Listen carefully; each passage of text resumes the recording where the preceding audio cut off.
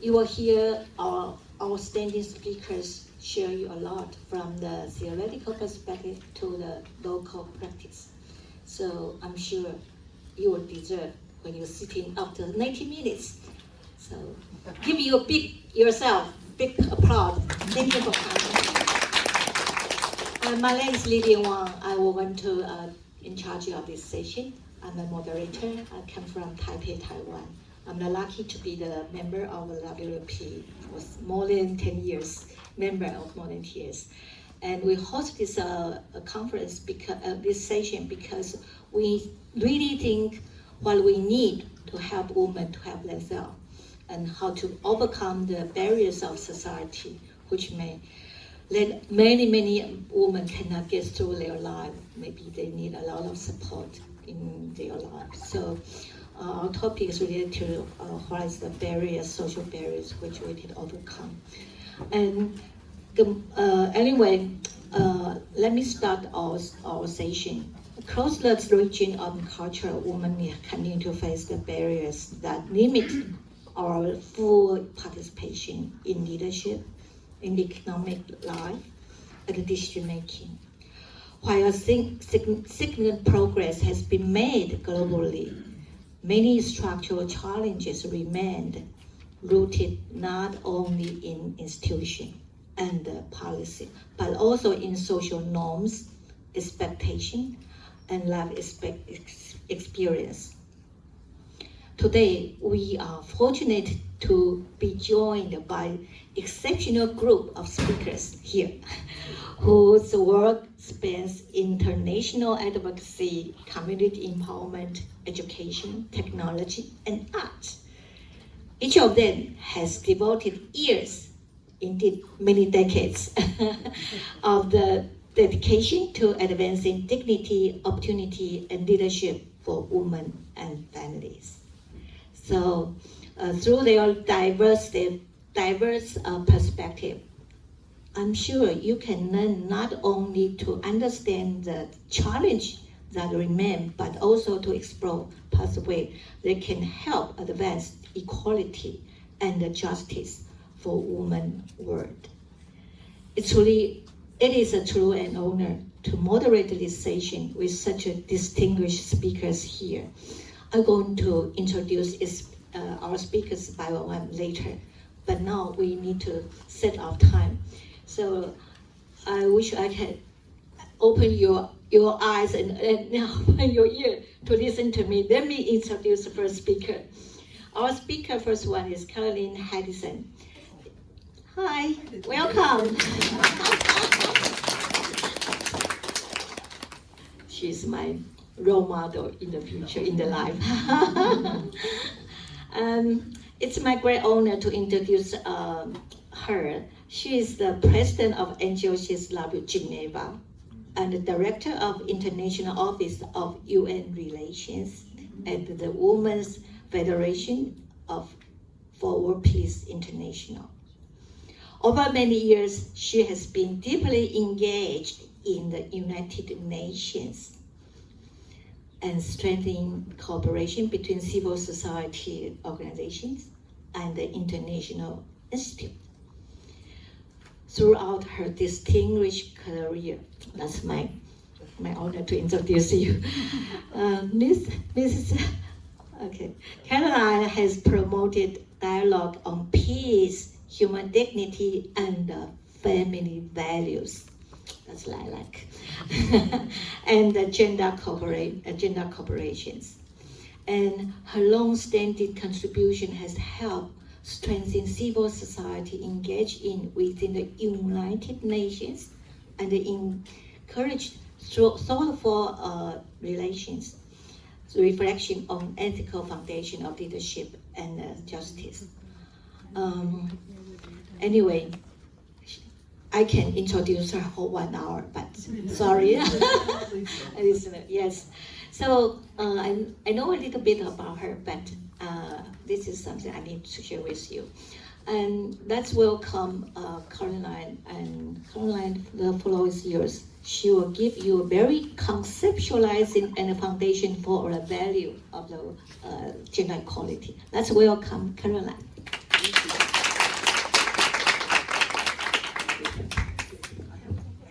stand because I have to look at my PowerPoint. Thank you everyone for coming, because I know you sacrificed the town hall meeting to come here, and that is a sacrifice. I heard the first 10 minutes, so I could get something from that. So today I want to talk about breaking structural barriers, our theme, but also in search of maybe new tools, mechanism, and especially clarifying worldviews. Next slide. Patriarchy. We all know this term. One social paradigm that has affected our access to justice and many different things that we've been aiming for. That's undeniable. And these are some of our, some things that we could kind of put in that category that has contributed to these difficult situations related to patriarchy, impunity, discriminatory legal interpretation, cultural norms, lack of legal credibility, and we can go on. Next. But this is what I want to talk about. There are many structural barriers that are obstacles to justice that are out of our immediate control. And so why not let's focus on something that is in our immediate control. So let's look at patriarchy from a different angle and see if we cannot be more deliberate in solving those issues. And next, all right. We are influenced by our life choices. We know that. Our sense of self-worth makes a big difference, how confident, how outspoken, how driven we are. And of course, by our place in our worldview. We know the process begins at an early age, and many of us, I know, are working on these issues related to informal education and the importance of that, character building, and the family environment. Next. But I just want to throw this out to you. Patriarchy, okay? I think we all know the definition. That's the part in italics. But I would want to say something positive about patriarchy, and I might, in some places, I might be shot down, I don't know. But I think patriarchy had its purposefulness at a time when we needed even the physical strength of men. In the past, the world was not like it is today. And families needed a strong man, and oftentimes the strong man was the protector in the family. And when he did it out of love for his family, this was a very good thing. And the wife was not complaining. I mean, if he did it with the right motivation, was not complaining that she is being dominated by her husband. She was feeling she was being protected, and he was bringing back maybe what was needed for the family, and she was taking care of from her side too. Next. So I think we need to give credit where credit is due. So I can't read all of this, but we know there is a worst case and there is a best case scenario, and that is what I just described. Next. And let's say matriarchy. We don't see many cases of that, but you might think if we're so complaining about patriarchy, maybe matriarchy is better. I spent time actually at a very special event in Palau with first ladies of many of the countries there. And I was so curious to hear what they had to say. Many of them were in matrilineal or even matriarchal societies. So I was curious to hear what they say about their roles. And every single one of them that I talked to would say things like, well, yes, that is, I have this position, but actually if we want things to work in our communities and in our families, we have to take care of our husbands and sons, and we have to give them responsibility, and we have to make them feel the dignity and value that they need. So of course, ideally, if patriarchy would be like that too, it would also be better, but we know there are other cases. So next. So anyway, just to make this kind of point, okay, so we have patriarchy, matriarchy, and women can also use matriarchy. That's undeniable. And these are some of our, some things that we can kind of put in that category. That is contributing to these difficult situations. 앞에 어떻게 놓을 수 없나? Legal interpretation, cultural norms, lack of legal credibility, and we can go on. But this is what I want to talk about. There are many structural barriers that are obstacles to justice that are out of our immediate control. And so why not let's focus on something that is in our immediate control.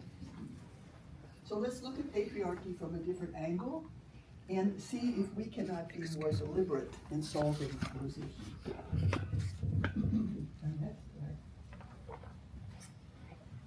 We are influenced by our life choices. We know that. Our sense of self-worth makes a big difference, how confident, how outspoken, how driven we are, and of course, by our place in our worldview.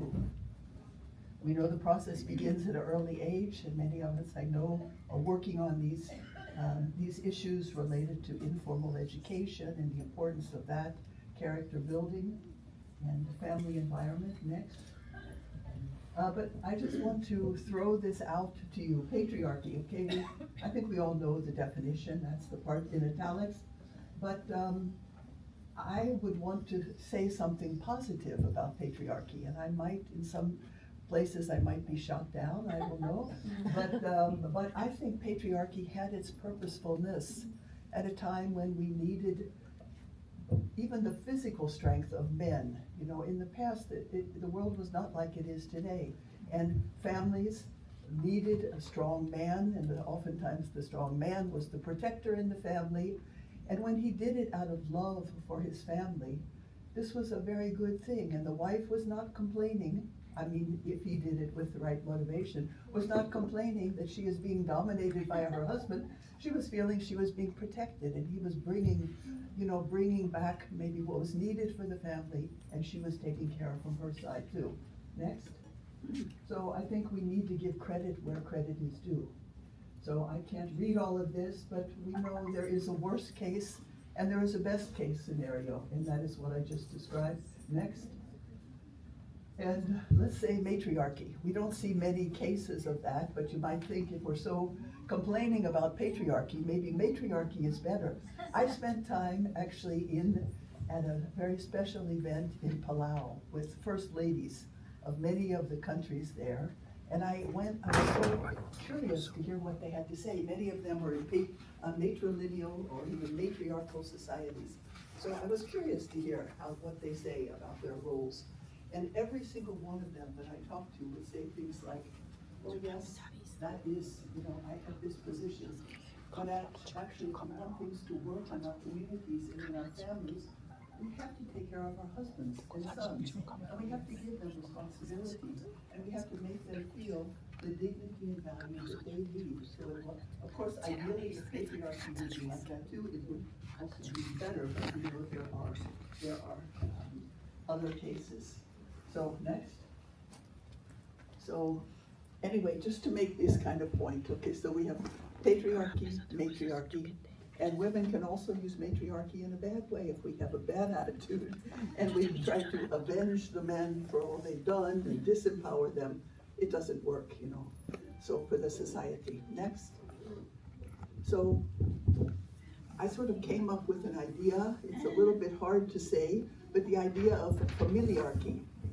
And that would be a quick definition, a form of social organization in which the family unit is the nexus, seeking collaboration over dominance. All have equal value and complementary roles, as we see in well-functioning families. Okay, next. So, we don't have to, we know these things. Family is often mentioned in international as well as sacred documents, where the family is some kind of a vision for what would be good. Even the United Nations Charter, Universal Declaration of Human Rights. That's, everybody maybe has a different view when they read human family, but there is something there. Next. How's my time, actually? I see. Oh, I'm looking at the wrong. Okay, so just a few thoughts. So beyond rights, core values of citizenship, actually, even we don't want to admit it, I think we all are sort of drawn to honor, goodness, beauty, truth, and love. Even if we're not talking about it so much, we find other ways to say it in our diplomatic language.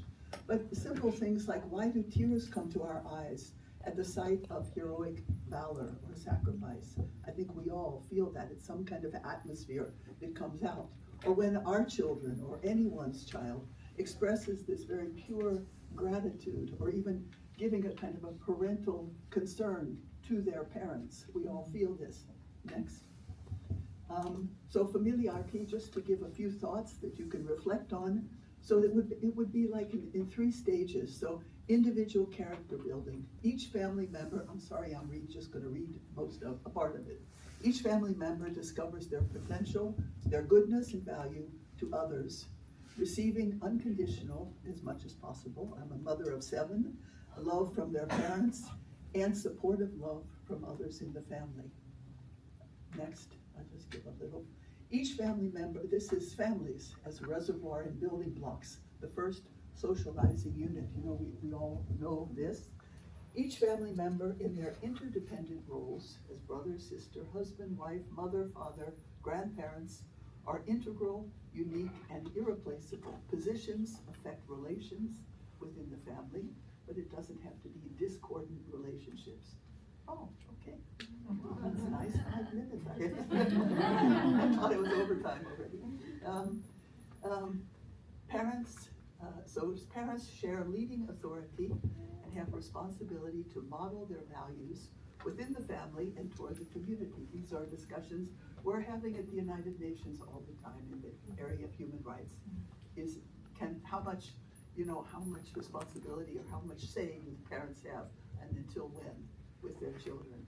All members, any member, even the youngest, motivated by filial love, may at times take the lead without upsetting or unsettling the balance and harmony. In other words, parents and children, of course, there's a natural respect towards the elder, hopefully, and but there are this kind of circular, spherical relationships going on that a child, and I've had the experience where your child feels the pain of their parent, and they express this kind of beautiful love, and can I help, and it's very moving.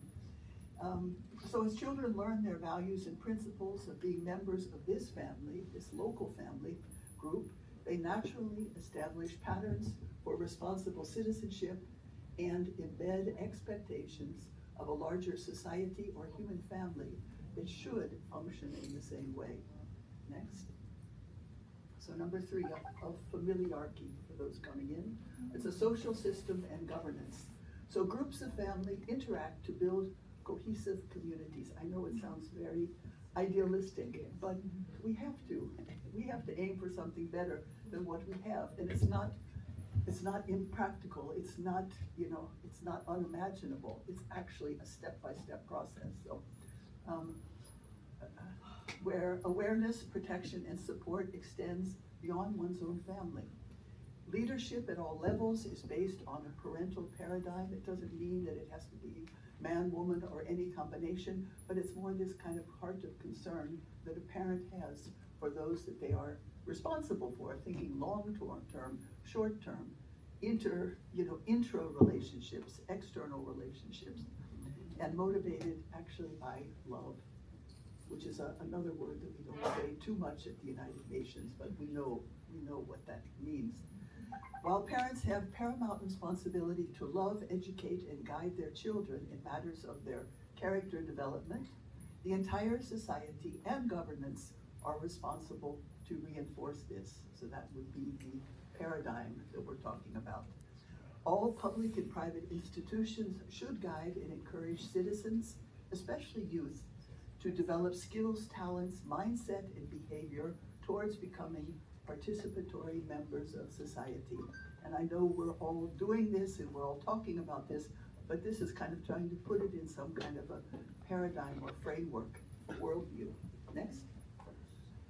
So how does a strong family experience relate to one's capacity to identify and promote justice? So that's coming to our point of the CSW70. Justice, the capacity to know, in simplest terms, to know what is fair in a group setting where there is mutual concern for the outcome. Justice is the will and confidence to correct the wrong and to petition for attribution or indemnity, arbitration and indemnity with the element of familiarity. It's not the element of attack. It's the element of trying to understand what is the best outcome for the whole. Also, the victim and the perpetrator, in fact. Respect between sexes is a core value of a just society, which should be learned in families and reinforced through our attitude towards and the behavior of parents and guardians. Next. I'm almost finished now. How does a strong family experience relate to one's capacity to identify and promote justice? So again, I'm sorry, I'm reading it just to be succinct. Peace is built on trust between people cultivated over time. That is a fact.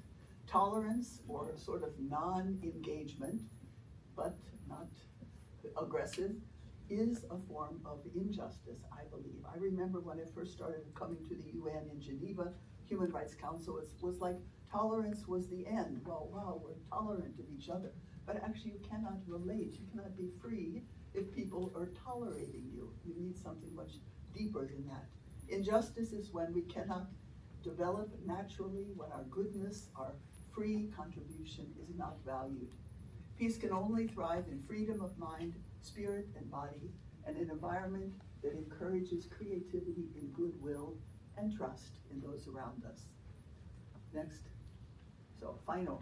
Anyway, it looks like it doesn't match the PowerPoint, but this is our event, and I've met so many of these ladies while I'm here. This was in a year and a half ago in Geneva. We had our Beijing Plus 30 big conference. We had many women coming from all over the ECE region, from California to Russia, Ukraine, and just when I see this picture, we had at the table, we had the Deputy Secretary General of the UN, Nyarzai, and we had some 3 or 4 governments. We had UN, we had the head of the UNECE, we had the head of the UN Women regionally, we had some youth, 2 youth speakers, and then at the end we had this idea after this kind of what we call the high-level session. Doesn't mean it's the most important actually, because we had many, many things with many activities and many workshops for over 2 days. But this was kind of a closing meeting where we all wanted to stand together and sort of claim our solidarity as peers, not governments and leaders and UN and people like us, NGOs, but actually we all felt equally empowered. We really wanted to stand up for these resolutions and these efforts that we were making over 1 year to prepare our recommendations for governments. So for me, this is like really a sign of women, mothers, sisters, standing together and say, in solidarity, we can really bring a change. And it was such a powerful, positive kind of period this weekend and even this preparatory time of coming up with these recommendations. And then we were invited to speak at the ministerial meeting the next day. And of course, all of our great work was whittled down to a small something, but something important at least, so we could say a few words. So thank you so much for your attention.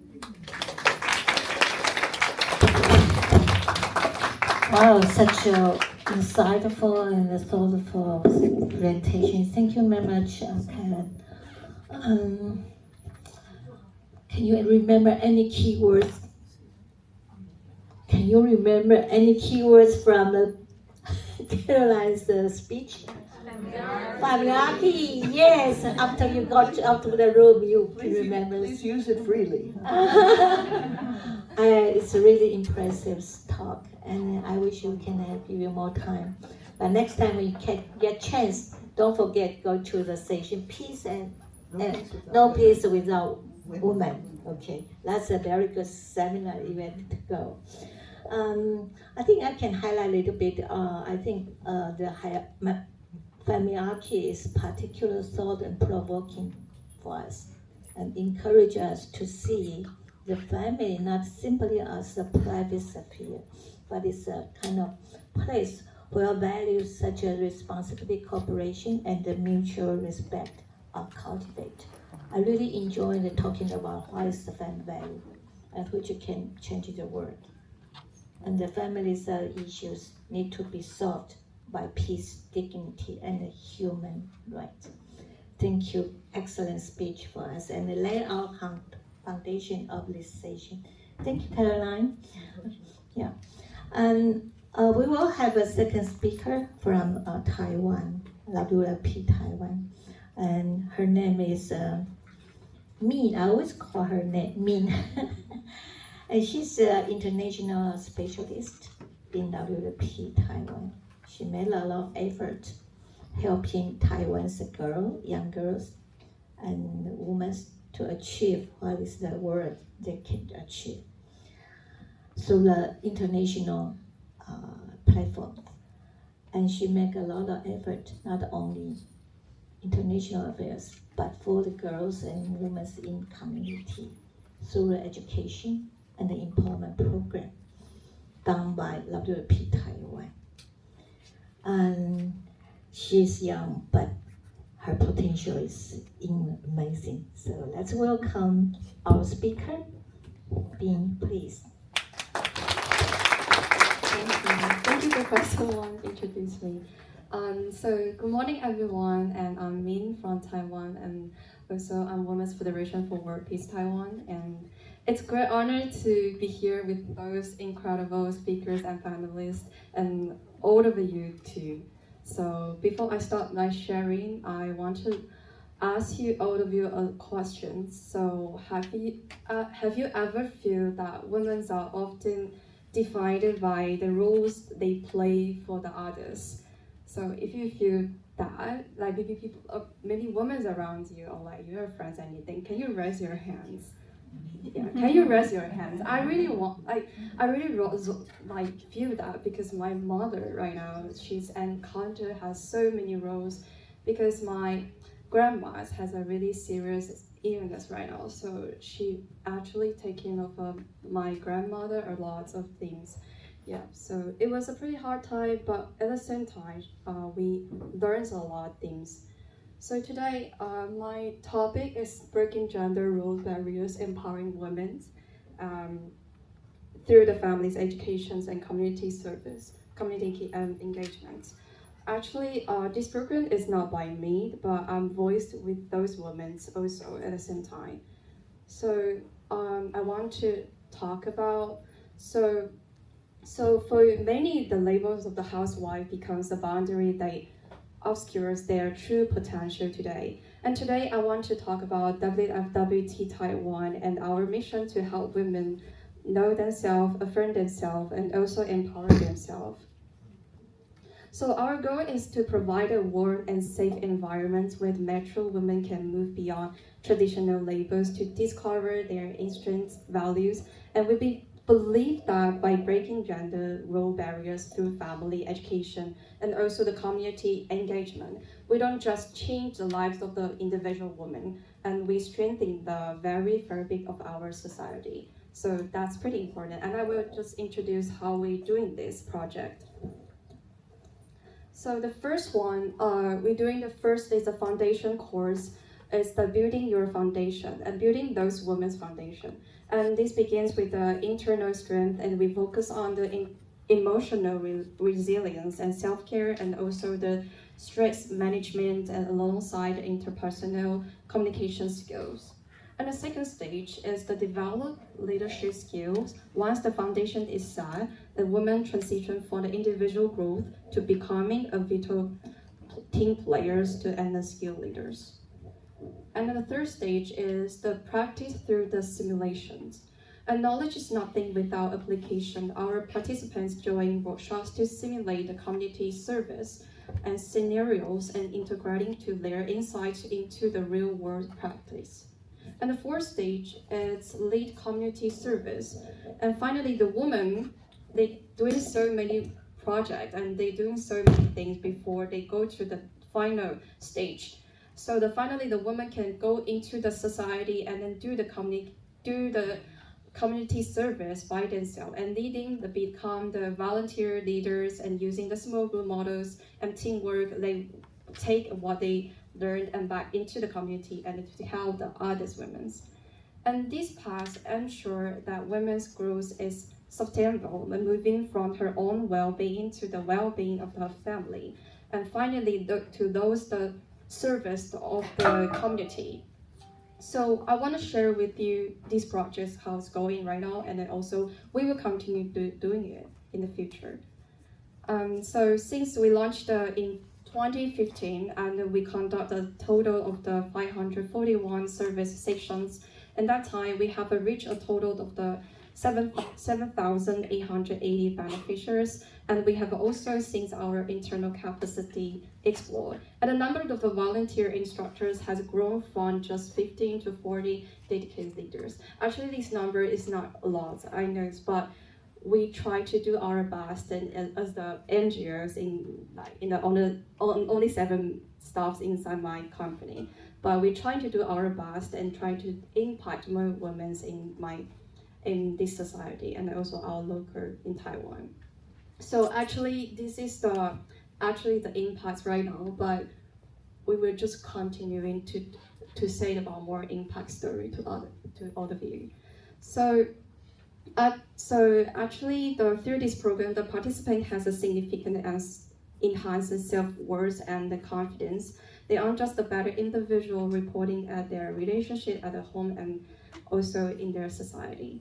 Perhaps the most inspiring is the professional growth we see. Many of our participants have successfully returned to the workforce and advanced their careers. In fact, the transformation is so concrete for some that they have the transition from being program participants to becoming a full-time staff members right here at WWT Taiwan.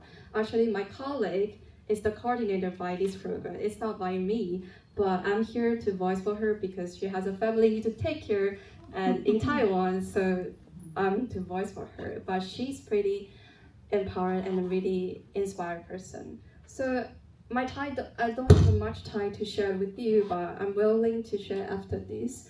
But I have the conclusion. My conclusion is when we empower a woman, we empower the family. And when we empower a family, we change the whole community. So providing the tools by us to break through the gender barriers, we are building a world where every woman knows her values and has the skills to lead in the future. Yeah, thank you so much for your attention. Sorry. Wow, excellent.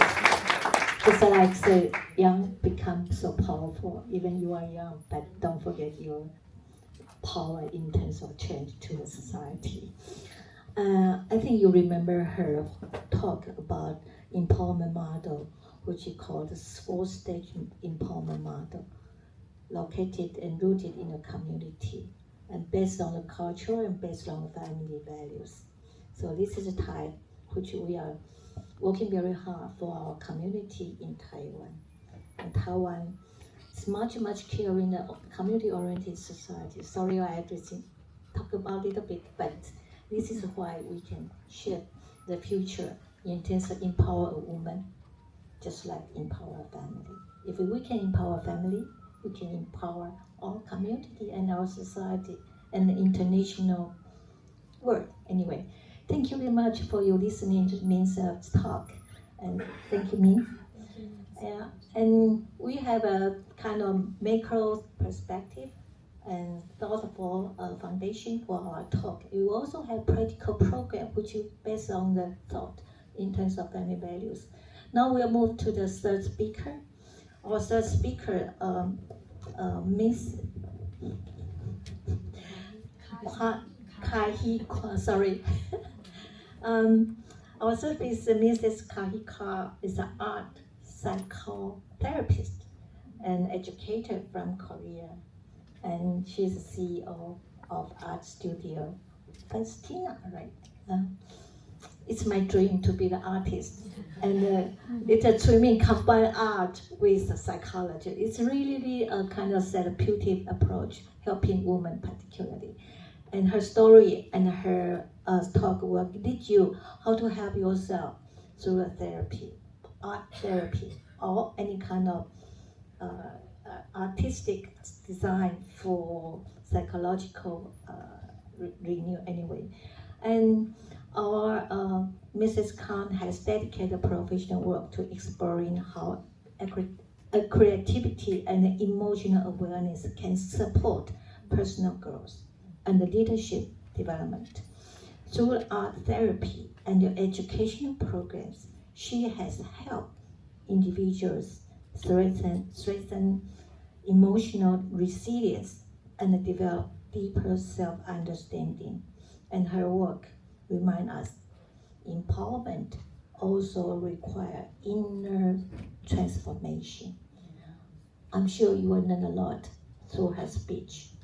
Let's welcome Mrs. Khan. Ms. Khan, the floor is yours, please.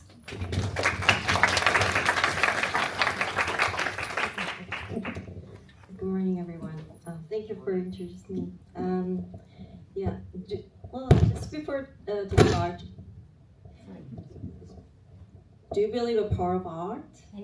Yes. So we all believe the power of art. So I'm so excited to share what I'm gonna do, and then it's just a privilege to share the ideas, and then that we just don't let it as an idea, but you just want to find out solution and act out. So I will start. So I'll just you prefer just no. Okay, thank you. So my name is Kai Kang, and I am an art psychotherapist and educator, and a mother of 3 boys in South Korea. So today I will share how art-based routine builds emotional literacy, so women can practice and participate with confidence and make access to justice real in everyday life. Next. So before I begin, as a member of the WFWP Korea, I will briefly introduce what our Korea team does. So WFWP Korea works through 3 core program areas. First, peace and reunification, including the reunification wellness program and the reunification prayer ceremony.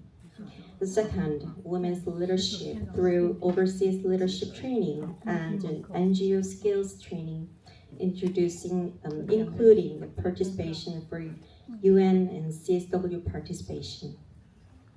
And third, humanitarian support through the 1% Love Share project, providing emergency food and supplies of volunteer activities and health education. So through these pillars, I joined the Thailand training and participated in a MOOC CSW process. So that led me to ask, how can my field work art-based emotional literacy grow in an international context? So this talk is a part of the effort. So let me start with the one real moment. Next.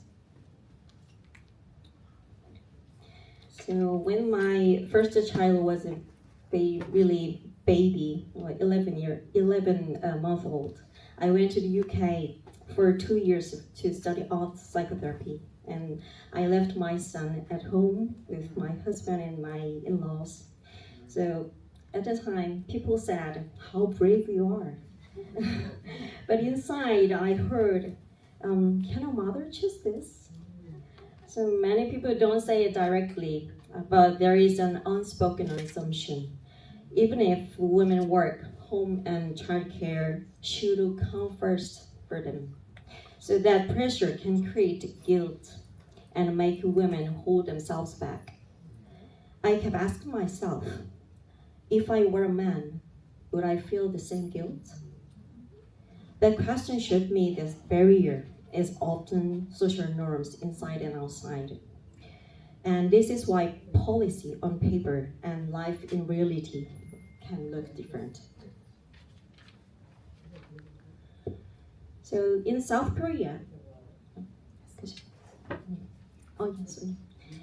in South Korea, gender inequality and support system do exist.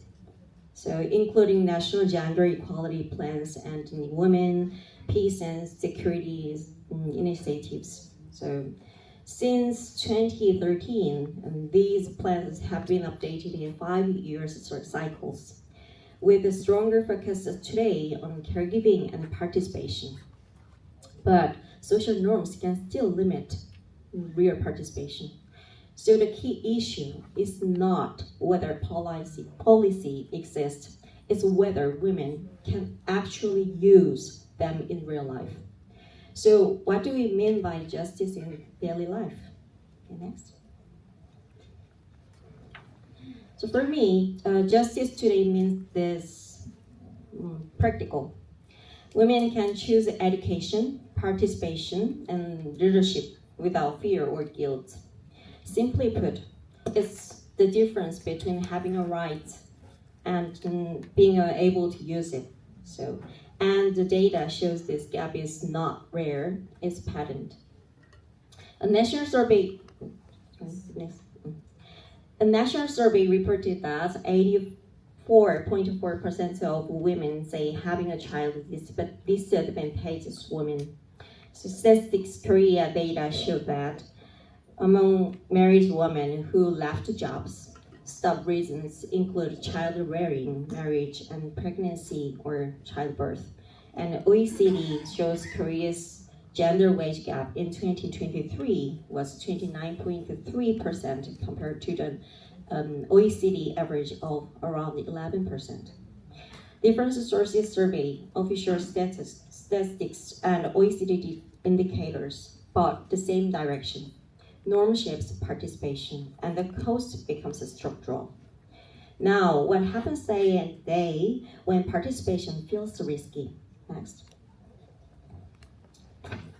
When showing emotion can be taken the wrong way, many women adapt. They stay quiet, keep it inside, go numb because it feels safer. Over time, that shrinks confidence, and when confidence shrinks, participation shrinks too. This is not only personal, it becomes a structural barrier. So we need to skill that helps women stay clear and speak. Next. So what I'm suggesting is building emotional literacy. So emotional literacy is not just recognizing or noticing feelings. It is the ability to understand what you feel or expressing it clearly and speak up without guilt.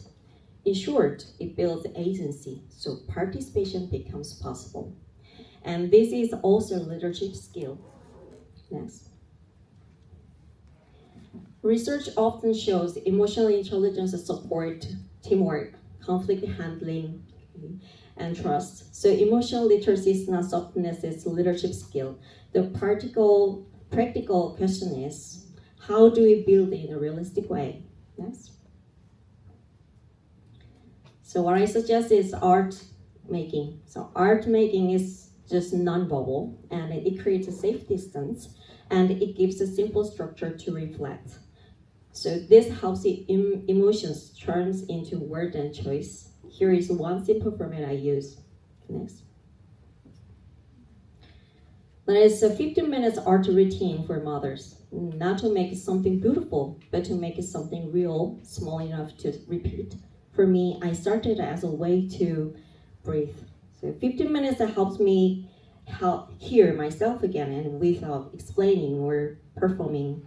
And it's not just about me, it's also about even participants. So one of the mother told, I stopped apologizing for having needs. And this is where justice becomes real. Okay, nice. So access to justice becomes real when women can participate fully. Policy can open doors, but barriers still decide entry. That's why emotional empowerment makes participation possible and lasting. Leadership begins at home. When women gain clarity, they can ask for support and share roles more fairly. And it helps when someone on the other side holds their door open through shared caregiving and shared responsibility. Home practice scales into peace culture. Next. So policy can open doors, and emotional empowerment helps women walk through them without fear or guilt. Thank you for listening. Wow, it's another story, how to combine your life to a very integrative sort of a woman's life anyway. It reminds me a lot because when I carry my kids, and it's hard to balance work and family. And she's very brave. She knows how to balance the childcare and the academic work. Can you believe it? And now she opened a studio for the artist therapy. I think I really want to go with her studio to get therapy. You want to go? Yes. You can. Anyway, we all got therapy after this speech. And we know how to go to justice. It's a long way, but inner side, we have to be very powerful through the art therapy. Thank you very much anyway. All right, thank you again. Woo. Now we will have another speaker who is young but a mother and opened a kind of company, and she's a very perfect oriented woman, girls. So when we have girls training for the international affairs, she's get #1 in our program, WLP Taiwan. So you can see how good she is. But she used a lot of motherhood penalty concept to help herself, help our women in our community to know how to build up your inner strength. And then I hope you can listen very carefully how her turn her strength to the academic world and how to turn her strength from the child caring to be a powerful girl and woman. That's her story. Let's welcome our speaker, Mrs. Chen. Right? Hi. Hi. Okay, let's welcome everyone. So nice to be here and really appreciate this opportunity. So today I'm going to give a speech about myself. You can see that I'm talking about childhood barriers and also motherhood penalties today. Let me introduce myself a little bit. I actually gave birth to my girl when I was only 24.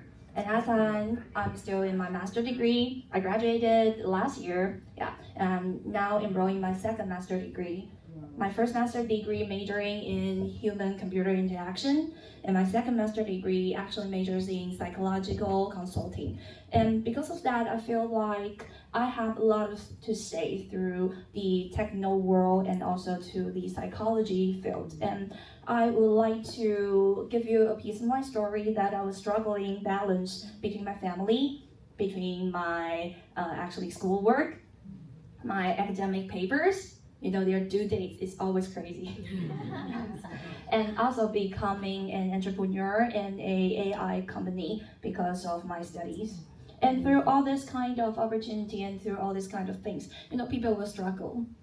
All the things, you have limited time, only 24 hours a day, and I need definitely an 8-hour good night sleep.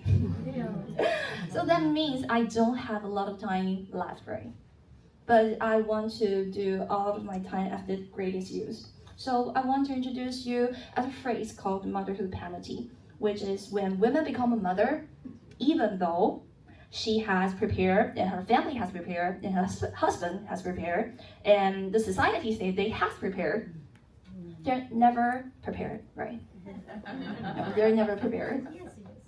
They're never prepared. So why is that they're never prepared? Because the wage, the promotion is not there for the women, because others, your boss, some other clients or people will think that, oh, she's now devoting her time to her kids, so she may not be able to finish our jobs. Oh, really? Yeah.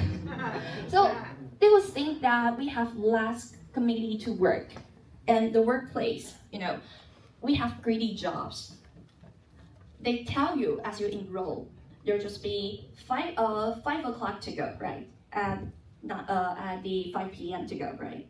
But often we have to stay overtime with no pay and no nannies to get our kids from the kindergarten. So who will help? Maybe your father, your mother, the kids' grandparents, right? But are they staying with you? If they are, do you have enough privacy in your room? See, that is the tricky question, right? So through motherhood penalty, we can see that the politics should help. The care burdens should be unblocked. And to see this data, actually women spend more than 8 more hours per week than men through housework. And that is why men can contribute all these kind of great things. Once my husband is a doctor, and he is actually authority in the AI field of medical too. And once he told me that, oh my gosh, I am so obsessed with cloud. Do you see that cloud renew their system? Blah, blah, blah, blah, blah. And I didn't respond because I didn't know the news, because I was, cooking dinner, putting my girl to bed. What damn can I have the time to do this? They said, why don't you follow the news? Of course, you can follow the news because you have a man cave and you have all your time to yourself. I cannot follow the news because I'm putting our girl down. Yeah, and every 15 minutes I need to knock on her door and say, are you asleep? And kids, they will never respond. I just say, if you're asleep, raise your hands. And she'll definitely raise her hand. And that is telling you that the past 2 hours is a waste. All the bedtime stories, all the lullabies, all the everything, waste, total waste. To see, and men are more than us. They have more time than us. They have time to themselves, right? So how can we do? We just suffer from motherhood penalties. The Nobel Prize winner of 2023, who's Cloudy Gordon, says that pay gaps come from greedy jobs with non-flexible hours, with low salaries, with no promotions, and education didn't even help. Higher educations actually give lower birth. Higher educations of a family considers child as something that is not acceptable. But we do know the society needs kids, and we do love kids. We do have our hopes and dreams of having a family, or having, the greatest angel, the kids, the hope of future around. But we don't have time for that. So, in the actually report of Taiwanese Control Yuan, the authority says that when the kids turn 0 to 3, women actually lost like $1,200 a month. So, you can calculate the numbers. I'm not good at math. Sorry. Yeah. An unfriendly environment for child raising actually increase this kind of disaster. So, what should we do? It's time for us to turn penalty to advocacy, to remaining the narrative of motherhood. Often having a child is kind of a personal choice, and a personal cost. But it actually should be a society cost. It actually should be a society to support the kids, to support mothers, to having kids, to support mothers, to support great women, to have their roles, and to still climbing up the mountains of their corporate or their business lives. So you see, we have to remind everyone that this is your responsibility to be here. And also for women, not only for society, I really like to read Building the Village, that everyone have the power of we, not just only the power of being a mother. Mothers are not the one that have to take lectures or trying to shut their kids' mouths. Once I read a post on Threads, and there's a Taiwanese mother preparing little packages to all the passengers on the plane. And the first thing she wrote on the letter is sorry for bringing a baby on the plane. What's she sorry for? Right? That's really weird. What's she sorry for? Your kids have the ride on the plane. You actually purchase a ticket for her, right?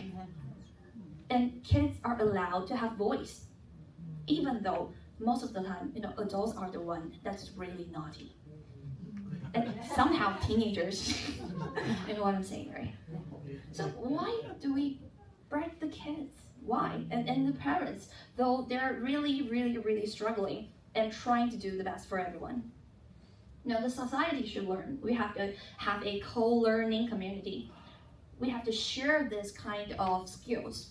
Maybe take care of some other kids and giving the mothers, the fathers some time of their me time, their relaxing time. And also, we have to make good use of the tools. This is actually what my company do. I do a AI interaction dolls that based in some LLM system. We retrain it so they can talk to the kids, but not giving them the answers, only giving them the imagination fails to actually pursue their dreams or pursue the stories they're wondering for. And through all this kind of tools, society rules, society tolerance basis, and through husbands or men or families supporting women back to their fields, I truly believe that it is actually the right thing to do and in this kind of society nowadays. And I have a little video about how actually kids can interact with this kind of dolls. So they can talk to this kind of dolls and the dolls will respond to them and they will create new stories and parents can just see their dialogues on their phone apps. And also you can download your kid's story so you don't have to make up new best stories for them. Good. Something real good. No. Oh my gosh. Okay, so can you play the video for me? And if you're interested in it, this is a wait list and you can join by scanning the QR code. Yeah. It should be the And then we can go on a big adventure to find all the lost treasure. Wouldn't that be fun, King Leopard? Yeah, this idea actually comes from me because my daughter likes to jump on my bed every Saturday morning at 7. At 7. I say that until 10. So once I bring up ChatGPT, I open the voice mode, I took it in her doll, and I just placed it to her. And after 2 hours, I woke up and I look at the dialogues. Oh my gosh, they're actually chatting. That was really interesting. They have thousands of why. I have none of time.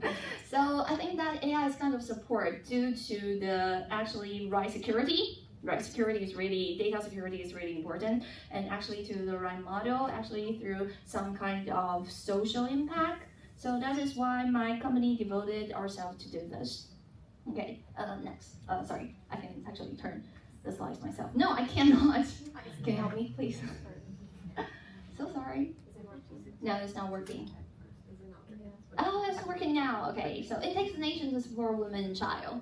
Unlike a psychologist once said that you only have to be a 60 grade mother. You don't have to be a 100% mom. Just take 60% of yourself to be a mother. Because as she grows the first time, I'm the mother first time. Yeah, everyone is their role for the first time. You don't have to force yourself too much, and the society should come and help you. Because 60% of a child's growing comes from mother, but 40% actually comes from the society. And we have to remember that. So it takes a nation to support kids. This is one of my students. She's talking to my girl. And I tutor her at my house. So whenever I need to cook or whenever I want to go to the restroom, she'll actually play with my kids for me.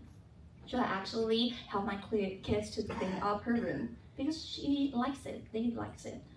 And this is the thing that I think we all want to see in the future, right?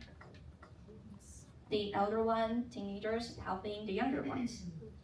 The adults have some of their time. Yeah. So this is a public thing that we should all do. We should bring out a tolerance space, and also motherhood should be a chapter of empowerment, not synthesis of structures. Scarcities. So for mother, a role where becoming 6% mom is good enough is the way we are pursuing. And for child, a village that they can learn from older kids, a place that people tolerate them, a place that mother somehow is not a helicopter and gives them space to stand on their foot, actually grows their personality inside them. And for the society, I think we are now ready to have some changes that we can support others, and we can all do something to support a space for the kids to play with, for mother taking their kids to their work places, or somehow anything you can help. And that is something, the advocacy I would like to have, and I will all encourage you to join this kind of project. Thank you. Thank you very much. Well, you did a good job. Thank you. She's not only a good mother, but also a very good person in her inner personality and outside to the our world anyway. I really enjoy. Let's turn to penalty to advocacy. How is that? Good, right? Turn the penalty to advocacy, because everybody, particularly your mother, gone through this kind of penalty. Me too, okay? But this is not a place for therapy anyway. But after stories you have heard, you know how hard to balance work and life, but how to do it. Download your expectation to be a good mother. 60%. Okay. 60 point. Anyway, all right. We cannot be the 100 point of a mother, but we can be 60 point for it. And what we need society help. We need national help. We need all the collective action through the policy to help other, particularly in the workplace or in any community role. Anyway, so let's move to another one. Sorry, I cannot. I just stop here. Let's welcome our last speaker, and she is so special because she was telling us, even you are professionals, even you are professional, you may still suffer a lot because you are really hard in the workplace. So she's very good in the AI, how to use AI, helping yourself, help you balance your work and family. And now she's working in the company. Anyway, you can introduce yourself. I only know she's the ambassador of one organization, and she handling a lot how to help women, particularly in any certain age, for helping themselves. So I really enjoy her talk about, even you are professional, you cannot do everything, but you can do something through AI to help you in your future. Let's welcome Mrs. Jahida. Sorry about that. Jahida Patatunta. Thank you.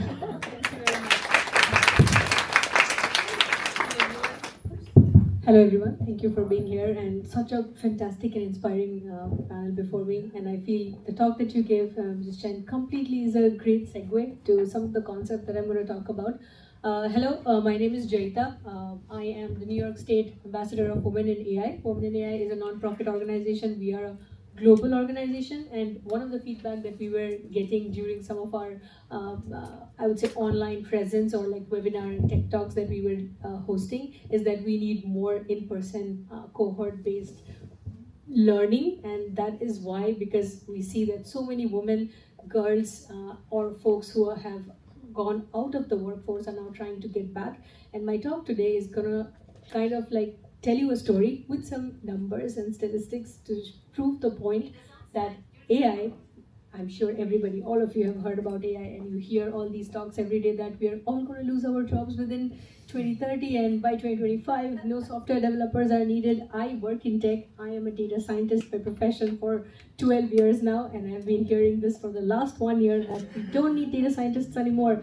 And I was like, I am waiting for that day when all the models can perform all the tasks that I do. But I think it is getting better. So we have to figure out as a society, how do we really support ourselves, especially mothers. All of the inspiring panels before us discussed about this motherhood penalty, but there is a lot of other additional costs that's going into that entire discussion of why women are getting left behind. And that is one of the purpose of Women in AI, that we try to do these, and they are absolutely free to attend for everybody. How do you learn more about AI? How do you implement it in your work so that you know how to use it and you're not scared of it? And that is the goal. Because you would see, and as you all know, like our previous speaker mentioned, we are 60% mother, but also we know for a fact that if there is a job opening and a woman is 60% qualified, we will never apply. But if a man is 30% qualified, they will apply very, very proudly and say, I will learn on the job. So I think it's more of our attitude development problem, and we have to become more courageous of saying no and we are enough. So having said that, the goal here is to really talk about that AI can be a great, I'm sorry, I think went one step ahead. Yep, AI can be a great equalizer, and that is the point, right? Because every time we see how new models and new capabilities are coming up, if we as a creative, and to give you another example, if you're in the field of art, how you can embed AI and really make that impact more proponent, right? So it has the capability to enhance that impact, but if we are not including it and having a deliberate intention of including everybody, it can be a great equalizer, pardon me. So if you see some of the stats here, 2025 was really like a year of great exit, and like I said, I have been working in the field of AI and finance, two very male-dominated field for almost a decade now. When I came into the field, there was a lot of women in my team. As I started growing up in the career ladder, I see more and more people, women, going out of the workforce, citing some of the very key social responsibilities that we need to perform, like is being mother. I have a daughter, she's 2.5 years old, and she's something, she's a handful. But the goal is, every time I speak to some of these leaders who are leaving the workforce, or like some of the acquaintances I know, they cite childcare disruptions as one of the biggest, and even the data cites it. 89% of childcare disruptions affect women. 42% of women leaving cited caregiving as the biggest reason. And in the last 6 months, only in the last 6 months, we have seen a 3% drop in labor force that is only cited by the woman. Why is it happening? If you see the cost of childcare, like our previous speaker mentioned, we need society, we need village, we need grandparents to support. I do not have anyone here. My parents are still based back in India. Who do I go to for support? The daycare centers. Do you know how expensive they are? It's basically the average cost for annual childcare per child is almost 15 to 25K, depending on where you live, especially in New York. It's very costly here. That becomes an average, like an entire paycheck that just covers basic day-to-day and daycare costs. So what happens when you have this family discussions that, are we really working to give our paycheck out for just the daycare? So maybe one person stays behind, and guess who stays behind? Most of the time, the woman. Becomes the rational choice, like I say. So they didn't really opt out, or they didn't choose to opt out, but they kind of were pushed because that was the next best step to do, right? If you see from the other perspective of the AI field, a lot of the jobs, almost 79% of the jobs is high-risk automation jobs are held by women today. A couple of examples are like, in the customer service field, the bookkeeping, the legal support, the paralegals. There's a lot of data-based clerical jobs that are currently being done. And we need, as a society, as a governmental structure, or however in the format, needs to have like a proper path to upskilling so that we can come up with newer sets of jobs. Because every day when you hear, AI is going to replace all the jobs are going to die, it's not going to die, because we have seen that in the field of internet, and when computer became mainstream, the jobs kind of evolved, and now you are doing more or better or different versions of your job. So even now, that's going to be the case, but that needs, I would say, more conscious, proactive planning, and I do not see that happening, because that's getting, I would say, buried under the hype that, AI is this complete game changer. Of course, it has great potential, but how do we really make our entire humanity upskill with that? And another key statistic to note is the training gap. If you see and talk to all of these organizations or even internally, you would say there's a 42% gender gap in AI skills, 71% men say they are comfortable using AI, whereas 29% women say that, oh, I know what AI is. Of course, it's just not using ChatGPT, there's much more to it. So do you know how to implement in your work, how to fine tune it, how to prompt it better? There are so many nuances to it, and a lot of the folks, 60% of women not yet using AI at work. Do you know how dangerous that is? Because the quote is, AI will not displace work or you in your work. A person who knows how to use AI will kind of displace you in your work. So you have to make sure that, and how do we make sure? Because you just mentioned, I have no time to upskill, I have no time to read, I have no time to follow the news. Where is the support system? So what is basically happening is we are losing in this AI transformation. It's kind of aggravating that gap that we already know that there is in STEM, where women are still much behind. What happens? A person who leaves the workforce for a couple of months, they go out from the workforce to care for their family. When they are out, by the time, and I'm not kidding, in the last 3 to 4 months, the entire scape of what was possible has kind of changed. And I can give you an example from my personal experience 2 years ago. I deployed a model at work. I went for my maternity leave. I came back after 3.5 months. Those models were obsolete. There were 5 different layers of models that have come up that were far more potential. They had far more potential and were more accurate. So the entire system that I built when I went out, and then I had to be completely reading up while I was in my maternity, so that when I come back to work, I know how to build those back, and I don't feel like, oh, I have completely wasted my time. So that gap grows, right? Like the technology is shifting at a rapid sonic speed every day, and the re-entry gets very hard every day. I have been interviewing for a lot of roles where a lot of folks are coming back from their maternity leaves, and when we try to get their upskilled understanding of some of the newer, latest generative AI technology, all of them mention that, oh, I have heard about it, but I do not know how to use it, because they didn't get a chance to read up on it, or didn't know how to implement in the workflow. That makes a lot of difference in the lifetime earning gap. Our previous speaker was also mentioning their tools, their colleagues are getting mastery on AI skills and tools that they are falling behind. Their professional networks are getting a lot of harmed, and then the relevancy in being tech fluent is also losing out. So I'm just gonna kind of skip out a little bit of details on this, but why is this very, very crucial? Because at this point, AI is not only in organizations, but AI is being used to hire people, and it is there in all our screening tools, it is there in all of the questionnaires you feed and fill in, and AI is processing all of that data. So what happens when the representation and the names and the kind of the career gap and those nuances AI sees when they're processing your data? They'll be like, oh, that's not a representative sample of someone who could be successful in a high-tech AI financial job, and that gets penalized. If you have seen in some of these examples, there was this company who was given a lot of they got a lot of heat from the society because the initial AI screening tool was penalizing resumes that contained the word woman. Last bit to just really highlight the point that this coalition of women leaving,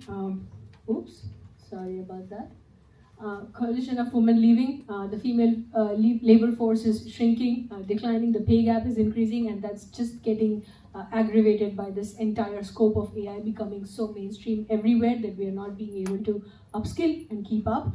And 39% of skills they say that we know today will completely transform by 2030. So we need to be present in this data, in this timeline, to make sure that we are also part of this revolution, like they say.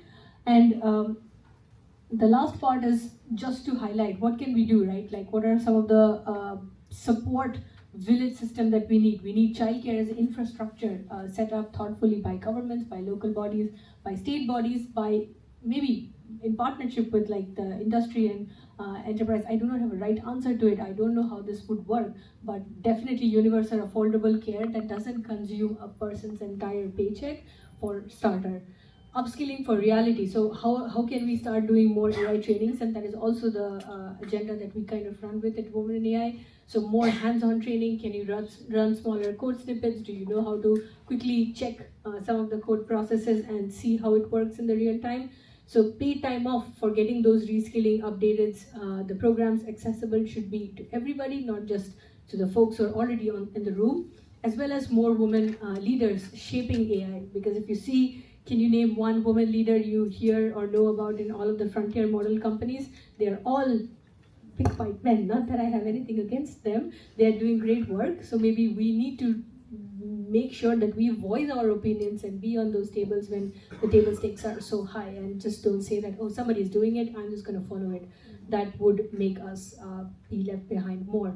And as well as data that doesn't penalize care. So care should be part of that entire workflow, our journey, and not something that, like our previous speaker mentioned, maybe they are not able to keep up with all the job of the high pressure environment. So the last question I'll leave you all with, that AI is reshaping work. There is no denial to it. There's tremendous opportunity to be tapped, but do we have enough support? Do we have enough patience and courage within us to really take on that challenge and give it like a little bit more? There is this very interesting study that how women do 3 shifts job.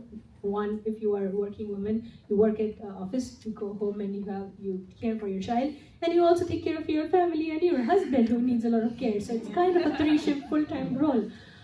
So we need to really figure out how do we design lives, people's lives, and treat inclusion as not optional, but something that is designed into the system for us to make sure that AI doesn't harden the gaps, but helps us close the gap and becomes the great equalizer that we were told it would be.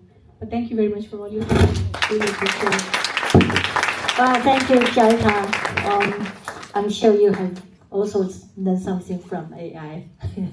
I had a lot of stories saying that AI will replace somebody's work, but you have to believe after her speech, AI will replace who don't know how to use AI. So you want to be in the new stage, you need to know how to balance your life through AI. And I know professionals need more about how to apply it. So I'm asking you, anyone would like to? Maybe. Oh, okay, thank you. I would like to ask, even though AI is helping women, but I'm still curious about if you are talking about women's always figure out how to solve the problem, but is it still the structural or the rooted society culture problem? Because my husband or my partner or a man should also figure out how to carry the student or how to help women for work. Okay, anyone will take this question first? Thank you for letting us move to Q&A. Yeah, I think that's a very great question. There's also something I feel, and I'll give you a personal opinion. So my husband, when we moved to the United States, both of us didn't know how to cook. But the first time when we had to cook, it was me. But then I told him that, hey, if you want to eat, you have to cook for yourself, because I cannot cook for both of us every day. So I think it's also a responsibility from our side to be more vocal that what you need, and not say that, oh, they will figure out on their own. They hardly figure out anything on their own. So you kind of have to tell and maneuver. And that's also something we say in, at least in our household, that the family structure of what we see. My father was exactly like that. He was very supportive. My mother just retired last year. She's been working for 60 years. So that took a lot of, and then she raised 2 of us. We are crazy kids. So I think the goal, again, to say that there is structural barriers, but there is something that you can do from the personal and your societal and your familiarity structure to really make your life a little bit easier. Let's integrate our whole speech here. Thank you very much. I think, all right, can you just wait 1 minute? I missed one of the very important part is introducing our organizer here. Our organizer is WP Taiwan. Sorry, I didn't mention that in the early, but you can just take. We have a QR code, right? You can find out. But I just make a very short introduction of WP Taiwan. Taiwan is a kind of society very human-oriented and democratic. and also very emphasizing the human rights. And WP Taiwan emphasizes 4 parts in their practice and their community-oriented work.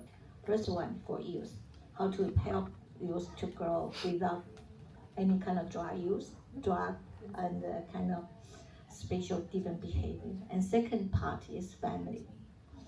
WP developed a lot of programs through community development by workshop, by leadership program for women and girls and the community families. And the third part, WP working very hard in Taiwan for helping girls and to build up their leadership and build up their international affairs vision and build up their energy and the strength for helping themselves go through the life. And the fourth part, we are moving to aging society. We need help women, particularly at the age of aging. So we open all the courses and a lot of programs helping women in the aging stage. So this is the 4 pillars of the work in Taiwan WP. So I just make it short. You want to know how our organization here, so it's good, right? Because we have WP in Taiwan. And secondly, we have a partnership from Korea WP. Korea WP also help develop, and their vision, I think you have heard, at least 3 parts. Those are very similar to our local program in WP Taiwan. So welcome to WP. And then here is a representative WP International. We feel it's like a big family in the world and helping the society, community, and shaping the value that is family-oriented and based on the human needs and based on the harmonious families. So this is something I want to introduce to you. Sorry, I missed the first part. Now is the time open to the floor. And before we start taking the question, we thank you to our contributors here. They all give us a lot of examples how to help ourselves, how to help our community, and give us a lot of examples and models to help this society to be better for girls and women. So this is time open to the floor. Thank you. Can I take the question? This one. Sorry, you are the second one. Sorry.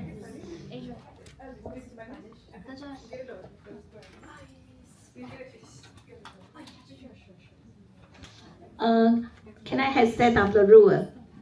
First, second, say your name and your organization, and second, leave to 2 minutes. Okay, thank you. My name is Diana Quiroz. Okay, my name is Diana Quiroz from Mexico.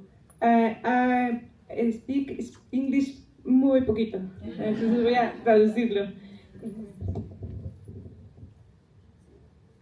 Primero que nada, felicitarlas. Fue una excelente exposición. Cada una me dejó sorprendida. Hacen una visión del papel de la mujer y la economía excelente. Soy de México, un país donde la mujer sigue en un papel rezagado, donde hay un ciclo que es muy difícil romperlo, porque nos falta educación, nos falta economía y nos falta visión para empoderar a la mujer. ¿Qué les recomiendan para poder hacer una política pública como la que tienen ustedes en sus países para que la mujer pueda aspirar a otras cosas y no solo a sobrevivir o a trabajos con mucha miseria para solo alimentar a sus pequeños? Gracias y felicidades.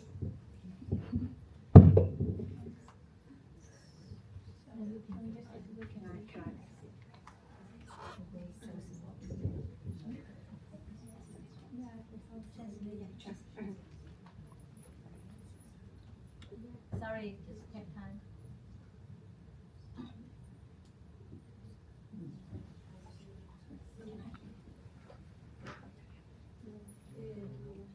Muchísimas gracias por tus palabras tan cálidas y por plantear esta problemática tan relevante para México. La brecha de género en el ámbito económico y social sigue siendo un reto permanente y romper ese ciclo requiere políticas públicas que aborden las causas. Oh, okay. Actually translated. Oh my God, thank you.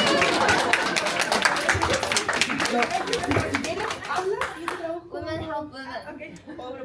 Humans over AI. Okay, yeah. Constanza from Chile, speaks Spanish, so I'm gonna translate. Great. She said that first of all, she wants to congratulate you. It was excellent, an excellent presentation.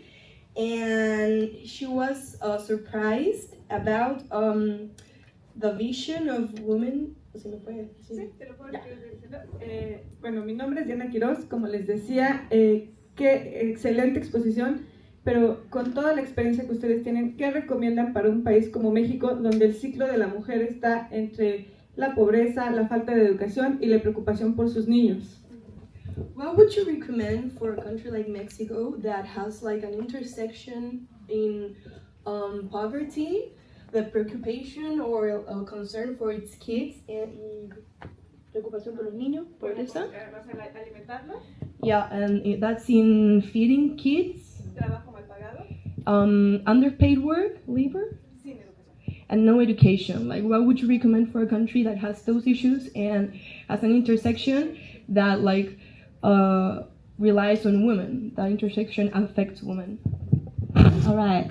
We'll take more questions, then you reply. Okay, just prepare. Anyone who would like to prepare a question. And we have another burning question from the floor. Thank you. I have a teacher voice. Oh my God. I have a good booming voice. So I was just I'm interested in the AI development. If I'm asking if a woman does not have time to train for AI and doesn't use it in depth because of childcare and because of all of the barriers with being a mother, does AI only learn and develop from like men's perspectives, which would be gender biased in some way? I don't know. I was kind of thinking about what you were talking about there. Thank you for the question. First of all, I bring a little presents for the one who gives this question. This is a red envelope. Actually, it's just Chinese New Year, so it remains good luck. Yeah. Thank you. Thank you so much for this question. And also the one there. Sorry. Yeah. Thank you for the question you gave us. Thanks a lot. Thank you.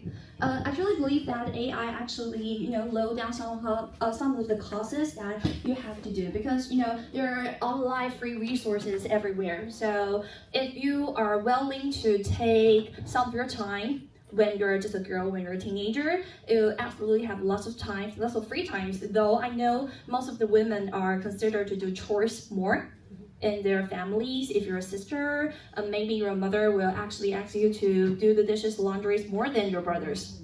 Yeah, we all know so. That they say, oh my God, you're so cute, so considerate. Oh, how can I live without you? But that is just the excuse to make you do all the chores.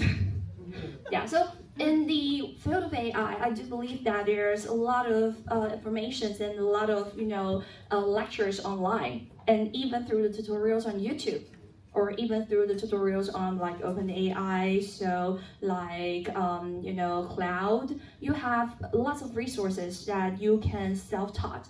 And Google actually comes up with another tool that allows you to create your path through all kinds of opportunities. Like if you would like to be a data science, as Shihita here, she'll tell you, Google will tell you how to use Python, how to learn all the maybe MySQL, how to divide the numbers, how to rename groups, how to do the statistics. So I think AI actually gives us more opportunities through this kind of thing. Okay, so this is my answer for the first question. And for the second question, yes, that is something that we're considering about. But I would like to bring up a company. Do you know Cloud? Most of us use ChatGPT, right? Have you ever used Cloud? Cloud, yeah. And the company of Cloud is Anthropic, right? I believe, yeah, Anthropic. And I really, really like this company. That's not a commercial. That's not a commercial. But I will be very grateful if they don't need me to do this. Yeah. So Anthropic actually have a real interesting role. You can look up. I forgot her name, but she is actually in the field of psychology, and she's a woman. So she studied physics for like 12 years, and now she's the one writing the prompt, the system prompt for Cloud. which means that it's a woman in the psychology field and also in the philosophy field now, trying to make up the rules for one gigantic AI LLM system now. And that is a good thing we would like to see, because when ChatGPT first came out, lots of scientists has tested them through a lot of answers and questions, and we found out that when it mentions like in the picture area, if it mentions a doctor, it will actually be a male and white. Yeah, that's a gender bias. But Cloud is trying to fix this kind of problem through having a woman in these two fields that is truly from the society, that is truly have the views of everything, and trying to question something out to remain the rules of its LLM system. And we do hope that more and more people will recognize that, so more and more people will follow the rules and try to know that what's happening on the AI we're using, what's the database, what will actually bring out through the prompts. And I think this question is really great, so I'm hoping maybe Jahida will give some of her opinion too.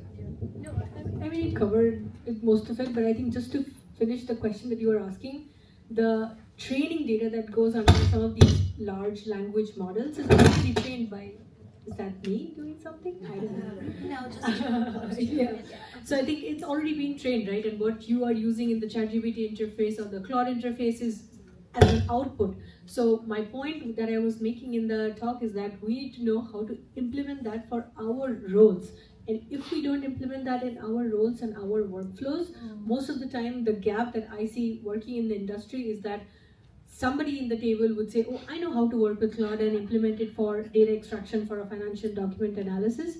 Whereas the other folks who may not have been feeding up or not that comfortable with the technology will be like, oh, I need some guidance. So then you become the second lead, not even the lead at all, and the follower of the process rather than the implementer of the process. So that's what I meant when I said that choose between learning some of these and then try implementing in your workflow and see how it goes. It's iterative. You have to learn through iteration, figure out what's not working. And like our speaker was saying, that the institutions who are building the LLMs are doing some corrective steps to make sure there is no structural bias in the LLMs that they're producing and putting out in the world, but there's no 100% guarantee. So you have to make sure from your end that you build the right pipelines, right evaluation stack, and kind of learn the right way. So to use AI in a Thank you very much. How much time we have? We don't have time. Oh, so sorry. On my list. Okay, sorry, I have to stop here. And if you have any question after our group photo, then you can come to our presentation speakers.